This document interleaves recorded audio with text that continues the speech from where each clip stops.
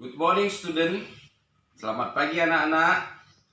Kita akan belajar hari ini bahasa Inggris. Sebelum kita belajar, kita berdoa menurut agama dan kepercayaan kita masing-masing. Berdoa dimulai. Berdoa selesai.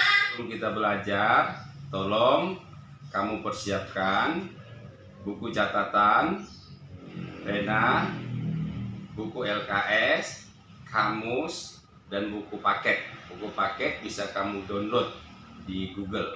Baiklah, materi kita hari ini mengenai should and must. Should adalah kata kerja bantu yang biasanya digunakan untuk membuat rekomendasi atau memberikan saran. Biasanya, kita mengartikan should dalam bahasa Indonesia itu dengan kata harus. Dalam penggunaan kata should atau harus dalam bahasa Inggris, kita mempunyai dua bentuk. Yang pertama, bentuk afirmatif atau positif. Yang kedua adalah bentuk negatif.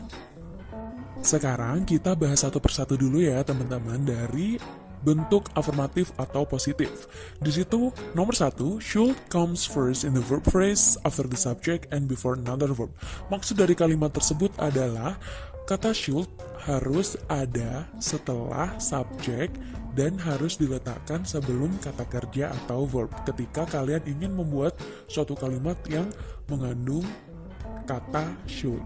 Misalkan, I should go. Nah, should ada di sebelum kata kerja, ada di setelah subject. Seperti itu.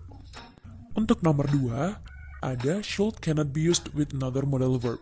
Ini harus kalian garis bawahi karena should itu tidak boleh digunakan dengan modal verb yang lain atau modal auxiliary yang lain seperti will, may, can, and others. Contohnya, I should can go home. You must not use should with can because should and can are modal auxiliaries. Seperti itu. Oke, sekarang kita lanjutin membahas negative form dari should atau bentuk negatif dari should. Sebenarnya untuk membuat kata negatif dari should sangatlah mudah karena kita tinggal tambahin not aja di belakang kata should, udah deh jadi kata negatif dari should. Should not atau shouldn't bacanya. Dan untuk membuat kalimat negatif dari should, kita tidak boleh membuat kata negatif should. Kalimat negatif should itu menggunakan don't, doesn't, didn't.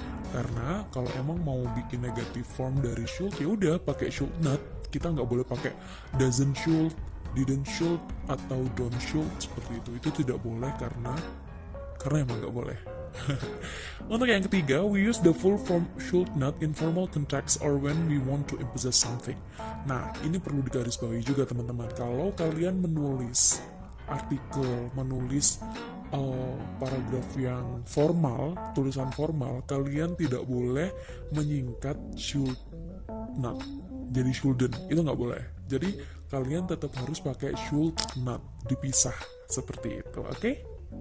Di sini dua contoh untuk affirmative form of should atau bentuk positif dari afirmatif atau positif, kalimat positif ya. Yang pertama, I should go home now. Seperti yang Miss Intan tadi jelasin, should harus ada setelah subjek dan diikuti dengan verb. Dan itu harus present verb atau yang biasa kita sebut verb 1 atau verb 1. Seperti itu. Oke.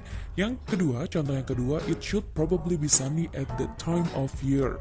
Kita tidak boleh mengucapkan it should may be sunny or it may should be sunny because there must not be two modal auxiliaries in a sentence. Kalau kalian mau pakai should, ya udah should aja, oke? Kalau emang mau pakai yang will atau mau pakai may, itu udah modal auxiliary satu aja, tidak boleh dua. Dan untuk contoh yang kedua, itu bukan giving recommendation atau giving advice ya teman-teman. Itu untuk contoh aja kalau should itu tidak boleh dibarengi dengan modal auxiliary yang lain. Kalian akan belajar itu mungkin kelas selanjutnya. Oke. Untuk contoh negative form of should atau bentuk negatif dari should, Intan juga punya dua. Yang pertama, there shouldn't be many people at the beach today. Nah, di situ should not disingkat menjadi shouldn't karena itu merupakan cuma daily conversation dan tidak menjadi suatu kalimat di sebuah artikel formal atau tulisan formal. Yang kedua, we should not forget those who have given their lives in the defense of freedom. Nah, di situ kita terserah sih pakai should not atau shouldn't meskipun itu di informal nggak apa-apa. Oke? Tapi harus diperhatikan lagi kalau setelah subject harus should plus not kalau mau pakai negative sentence, terus ada kata verb one, kata kerja maksudnya. Dan untuk artinya should not sendiri atau shouldn't itu tidak boleh, karena kalau should kan artinya seharusnya, dan untuk should not atau shouldn't artinya tidak boleh. You shouldn't go to the house, kamu tidak boleh pergi ke rumah itu, contohnya. Nah, latihan soal kepada kalian dan soalnya tertera di tampilan video ini. Yang pertama, situasi headache. I have a headache. Aku sakit kepala. Kayak gitu. Jadi situasinya itu, dan adik-adik silahkan membuat kalimat advice dari situasi itu. Untuk latihan soal yang kedua, ada kalimat atau situasi Priska wants to relax herself.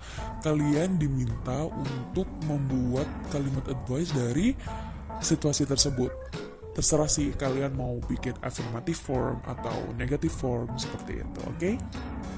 Begitupun juga untuk situasi yang pertama tadi ya, boleh menggunakan affirmative form atau negative form. Intan minta dua kalimat advice di satu soal. Nah, sekian dulu untuk bahasan materi tentang should. Dan sekarang kita move on to must. What is must?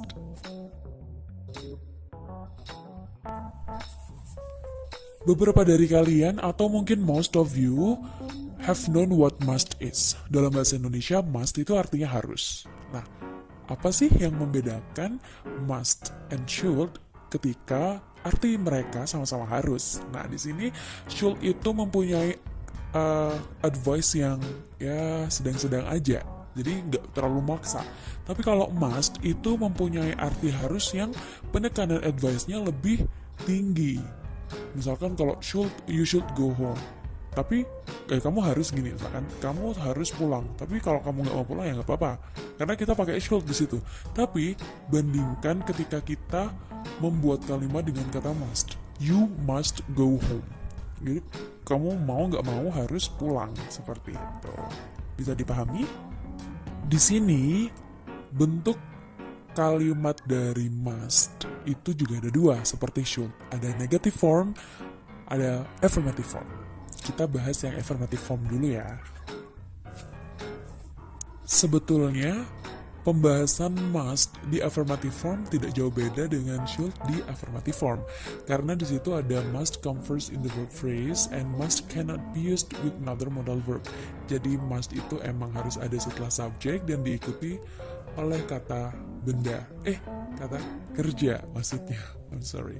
Kata kerja bentuk pertama atau present verb.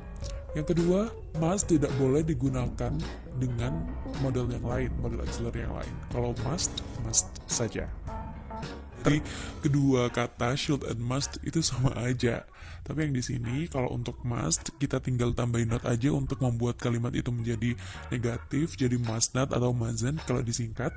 Dan kita tidak boleh menggunakan don't, doesn't, didn't with must. Kalau must mau digunakan untuk negatif pakai mustn't, bukan don't must atau doesn't must atau etc. Dan untuk formal writing kita juga tidak boleh menyingkat must not menjadi mustn't. Kita harus pakai must not. Oke, sekarang kita cek the examples of the use of must. Dan ini pasti ada beberapa perbedaan yang signifikan antara must and should dalam penggunaannya ya. Untuk affirmative form of must, Di situ ada contoh dua. Yang pertama, all pupils must bring a packed lunch tomorrow. Jadi, all pupils must, harus, semua anak-anak harus membawa a packed lunch tomorrow. Jadi, tidak boleh tidak. Kalian harus bawa, all pupils must bring, harus membawa, harus, tidak boleh tidak. Karena kalau dilanggar akan ada konsekuensinya seperti itu. Kalau ada kalimat all pupils, should bring, harus membawa, kayak mereka boleh nggak bawa, tapi disarankan untuk membawa, seperti itu. Kalau kita bandingkan arti should and must di dalam suatu kalimat. Dan untuk yang kedua, contoh kedua dalam affirmative form of must itu there must be some mistake. Itu pasti ada beberapa kesalahan. Kalau gitu kalau diartikan ya. Dan tidak boleh ditambahin another model verb. There must can be some mistake. Itu nggak boleh karena kalau emang gitu, Intan berulang-ulang kali bilang kalau kalian mau bikin kalimat menggunakan satu model, ya udah satu model auxiliary aja, tidak boleh dua bahkan lebih, tidak boleh ya. Tapi untuk fungsi must di contoh kalimat kedua itu bukan artinya harus. Itu kalian akan pelajari di kelas 9 maybe if I'm not mistaken, okay? Kita sekarang membahas tentang obligation. There must be some mistake, bukan obligation. Untuk contoh kalimat negative form dari dua contoh.